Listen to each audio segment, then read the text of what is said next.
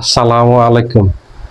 অবিশ্বাস্য, অকল্পনীয় এক ঘটনা ঘটে গেল আজকে ক্রিকেটে। ভারত সাউথ আফ্রিকা চলমান টেস্টে ঘটেছে এই অবিশ্বাস্য ঘটনাটা।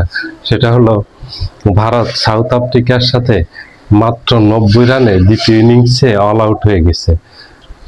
ভারত সাউথ আফ্রিকা টেস্টে এই চলমান টেস্ট সিরিজের প্রথম টেস্টে ভারতকে জয়ের জন্য দ্বিতীয় ইনিংসে সাউথ আফ্রিকা টার্গেট দিয়েছে মাত্র 124 রান। ভারত 190 রানে অল আউট হয়ে গেছে। বলেন, এটা অবিশ্বাস্য না? ভারতের মতো একটা দল, তাও ভারতের মাটিতে এইভাবে মাত্র 90 রানে অল আউট হয়ে গেল। ভারতকে ধরা হয় পৃথিবীর সবচেয়ে সেরা ব্যাটিং লাইন আপের দল, যে বিশ্বের সেরা সেরা ব্যাটসম্যান গুলো ভারতের আছে।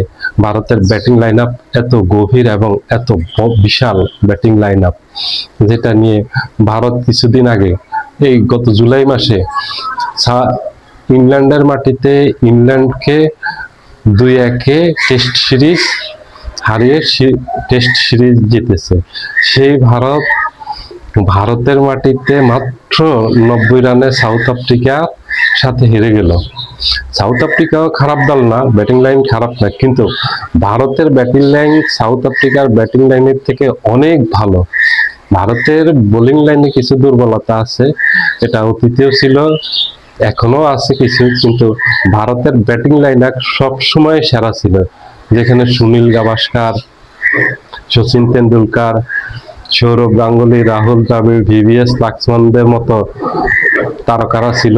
এখন বিরাট কোহলি, রোহিত শর্মা, শুভমান গিল, সব ভারতের ব্যাটিং লাইন আপ। শুধু এরা না, বিশাল ব্যাটিং লাইন আপ। এই ব্যাটিং লাইন আপ নিয়ে ভারত সাউথ আফ্রিকার সাথে 90 রানে হেরে অল আউট হবে, এটা অবিশ্বাস্য, এবং তাও ভারতের মাটিতে।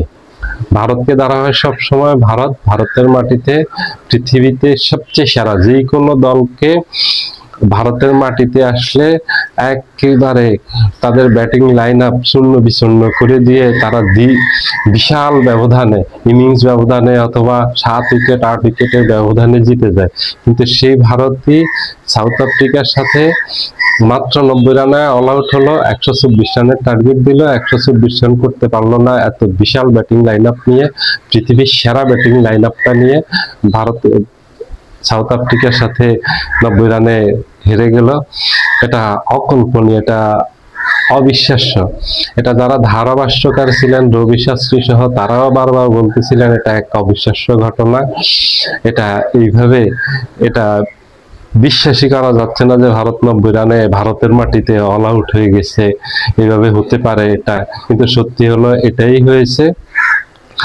অবশ্য সাউথ আফ্রিকাকেও কিছু কৃতিত্ব দিতে হয়। সাউথ আফ্রিকাও কৌশলী বল করছে এবং খুবই ভালো ফিল্ডিং করছে, 2-3টা ক্যাচ ধরছে, খুবই অবিশ্বাস্য। কিন্তু যত কিছু হোক, তারপরও ভারতের এত বিশাল ব্যাটিং লাইন আপ নিয়ে ভারত সাউথ আফ্রিকার সাথে ভারতের মাটিতে হেরে যাবে সাউথ আফ্রিকার কাছে, তাও আবার 90 রানে অল আউট হবে, এটা সত্যি অকল্পনীয়, অবিশ্বাস্য। এটা আনবিলিভেবল একটা ঘটনা আজকে ঘটে গেল।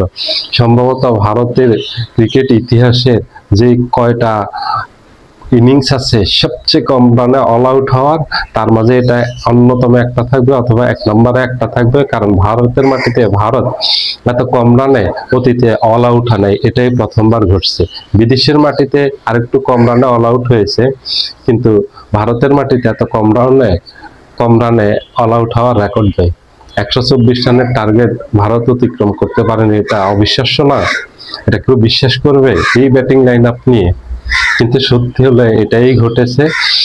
সাউথ আফ্রিকা জিতে গেছে 34 রানে এই টেস্টটা। সবাই ভালো থাকবেন, আল্লাহ হাফেজ।